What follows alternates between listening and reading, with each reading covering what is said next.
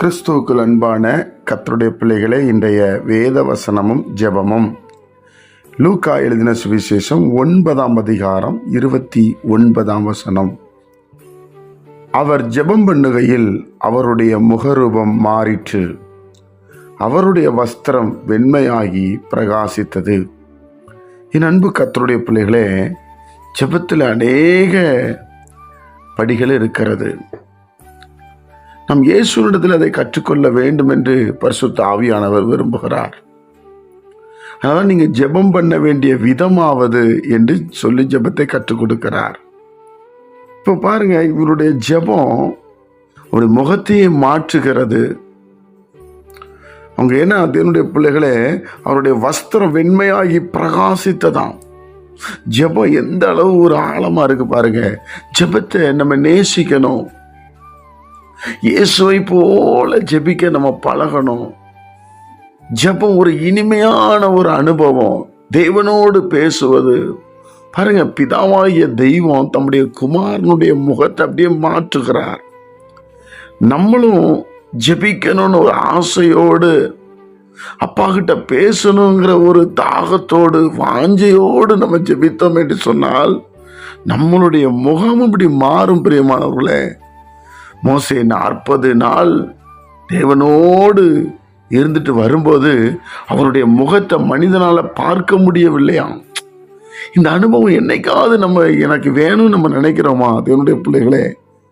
அதே போல அவருடைய வஸ்திரம் வெண்மையா இருந்ததாம். ஜெபத்துல ஒரு பகுதி பாருங்க, நம்ம ஆசைப்படணும். தேவனுடைய பிள்ளைகளே, ஆண்டவர் இதெல்லாம் நமக்கு எழுதி வைத்திருக்கிறாரே, இதை செயல்படுத்துவதற்காக தான் எழுதி வைத்திருக்கிறார். அப்போ ஜெபிக்கும் போது இனிமே, ஆண்டவரே எனக்கு அப்படியே சாந்தமுள்ள ஒரு முகம், இயேசுவை போல மற்றவங்க பார்க்கும்போது நம்ம முகம் இயேசுவுக்கு மகிமையாய், அப்படிப்பட்ட ஒரு அனுபவத்தை எனக்கு தாரும் என்று சொல்லி கேட்கணும். இயேசுவையே சார்ந்திருக்கணும். சாத்தான் தந்திரகாரம், பிரியமானவர்களே, ஜெபிக்க விட மாட்டான். மனுஷனை சார்ந்திருக்க போக பண்ணுவான், மனுஷனை நம்பி போக பண்ணுவான். கடைசி மட்டும் இயேசு மேல விசுவாசம் வச்சு இயேசு மேலேயே நம்பிக்கை நம்ம வைக்கணும். நம்ம திட்டங்களை மாற்றக்கூடாது. யாரை நம்பி ஊழியத்துக்கு வந்தோம்? இயேசு கிறிஸ்துவை நம்பி. யாரை நம்பி வாழ்க்கை ஒப்பு கொடுத்தோம்? இயேசு கிறிஸ்துவை நம்பி. அப்ப எல்லாவற்றிலும் ஆண்டவராய் இயேசு கிறிஸ்துவை நாம் அதனுடைய பிள்ளைகளை தேடுகிறவர்களாய் ஜெபிக்கிறவர்களாய் இருக்கும்போது நம்ம முகமும் நல்லா இருக்கும், நம்ம வஸ்திரமும் எப்பவும் பிரகாசமாக இருக்கும். அந்த அனுபவத்தை நாம் பெற்றுக்கொள்வோம். ஜெபிப்போம். பரிசுத்த பிதாவே, உம்முடைய குமாரன் இயேசு கிறிஸ்துவின் நாமத்தில் வருகிறோம். இந்த நாளை நீர் எங்களுக்கு ஆசீர்வதித்து தாரும்.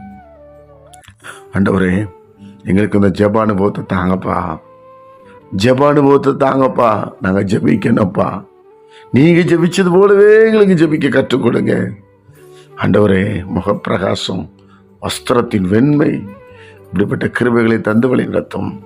கேட்கிற ஒவ்வொரு பிள்ளைகளையும் ஆசீர்வதிக்கும், மேன்மைப்படுத்தும், உயர்த்தும். இயேசுவின் மூலம் ஜெபிக்கிறோம் பிதாவே. ஆமென்.